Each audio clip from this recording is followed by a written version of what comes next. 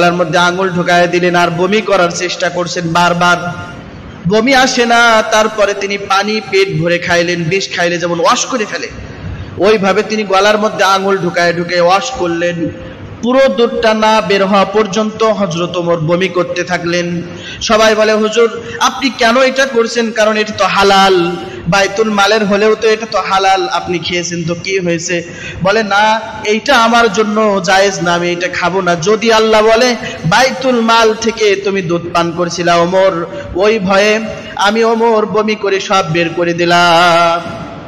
এমন ছিল হযরত ওমর ফারুক রাদিয়াল্লাহু তাআলা আনহু। তিনি এত ভয় পাইতেন আল্লাহকে, এই জন্য ভয় পাইতেন বিধায় তিনি মানুষের কাছে এত জনপ্রিয় হয়েছেন। ঘটনা আছে হযরত ওমর রাদিয়াল্লাহু তাআলা আনহু, তার কাছে তার এক খাদেম এক পেয়ালা দুধ এনেছে, বলছে, খলিফাতুল মুসলিমিন আপনাকে হাদিয়া দিলাম।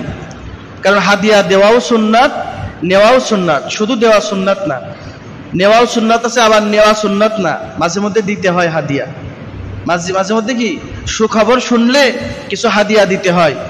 আপনার কাছে যদি কেউ সুখবর নিয়ে আসে, আপনার কোনো বিষয়ে সুখবর দেয়, আপনি কিছু না কিছু তাকে দিবেন, ঠিক আছে? কিন্তু আফসোসের বিষয়, আমাদেরকে নিয়ে কত কিছু করে নেয়, কিন্তু আমাদের কোনো হাদিয়া তোহফা দেয় না। মনে করো আমাদেরই তো হুজুর, আমাদেরই তো মাদ্রাসার ছাত্র, আর কি দেব, আমরাই তো দিচ্ছি। তো খুশির কিছু শুনলে হাদিয়া দেওয়া সুন্নাত, এটা রাসূলের সুন্নাত। তো খলিফাতুল মুসলিমিন তার কাছে তার খাদেম এক পেয়ালা দুধ এনে বলে, খলিফাতুল মুসলিমিন এই যে আপনার জন্য আমার পক্ষ থেকে হাদিয়া দুধ। আগে দুধ হাদিয়া দিত, খলিফাতুল মুসলিমিন সরল মনে ওটা খেয়ে নিলেন, আর ওটা তো হালাল। কিন্তু পরবর্তীতে শুনলেন যে ওই দুধটা নাকি বাইতুল মাল থেকে উনি পেয়েছে, বাইতুল মাল থেকে। তো তিনি তো বাইতুল মালের কোনো জিনিস খেতেন না, যতটুক হাদিয়া ততটুক গ্রহণ করত, এর বেশি তিনি গ্রহণ করতেন না। হযরত ওমর, আপনার আমার যে এলাকার যে চেয়ারম্যান গুলো আছে, এরা কতটুকু মানে ভাতা পায়, যা পায় তার চেয়ে ডবল ডবল ডবল ডবল আত্মসাৎ করে না এরা। একটা মেম্বারের ভাতা কতটুকু শুনছিলাম নাকি, কত হাজার জন। হ্যাঁ, কিন্তু তা কি হয়, কাজ পাইলে তো লাখ লাখ কোটি কোটি বসায় দেয়, এক বসাতেই তার বাড়ি ঘর একেবারে চারিদিকে জমজমাট পরিবেশ, ঠিক আছে? এই জন্য ইলেকশনের সময় খরচও করে বেশি। তো খলিফাতুল মুসলিমিন তখন জানলেন যে এটা হলো বাইতুল মাল থেকে এই দুধ এসেছে।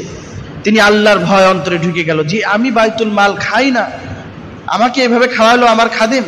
তিনি রাগ করলেন, আর সাথে সাথে গলার মধ্যে তিনি আঙুল ঢুকায় দিলেন, গলার মধ্যে আঙুল ঢুকায় দিলেন আর বমি করার চেষ্টা করছেন, বারবার বমি আসে না।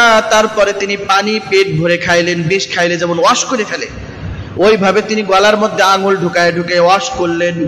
পুরো দুধটা না বের হওয়া পর্যন্ত হযরত ওমর বমি করতে থাকলেন।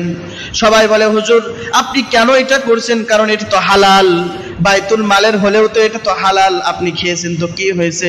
বলে, না এইটা আমার জন্য জায়েজ না, আমি এটা খাবো না। যদি আল্লাহ বলে বাইতুল মাল থেকে তুমি দুধ পান করেছিলা ওমর, ওই ভয়ে আমি ওমর বমি করে সব বের করে দিলাম।